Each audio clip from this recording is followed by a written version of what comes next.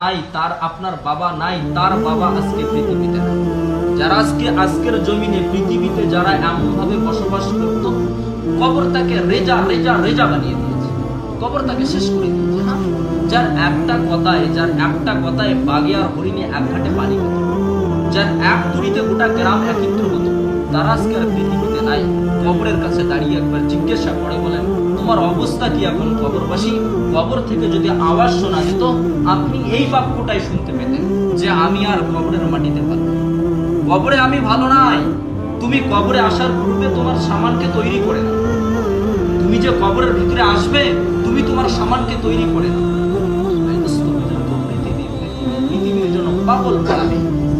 আলী কাররামাল্লাহু জাহু বলেছেন, পৃথিবীর জন্য আমরা পাগল পাড়া হয়েছি, মুহাব্বতের মধ্যে পড়ে গিয়েছি। এই পৃথিবী একদিন আমাদেরকে গলা ধাক্কা দিয়ে দাঁড়িয়ে দেবে। দুনিয়া দুনিয়া কি জিনিস, দুনিয়া বুঝতে দেবে। দুনিয়া আমাদেরকে বুঝতে দিবে না।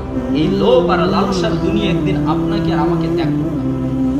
আপনার দাদা চলে গিয়েছে, তার দাদা চলে গিয়েছে, তার দাদা চলে গিয়েছে। আজকে কবরের কাছে দাঁড়িয়ে একবার জিজ্ঞাসা করি, ও কবরবাসী, বলেন তো বলেন, আমরা তোমার কবরের কাছে দাঁড়িয়ে আছি, কোন অবস্থায় আছো?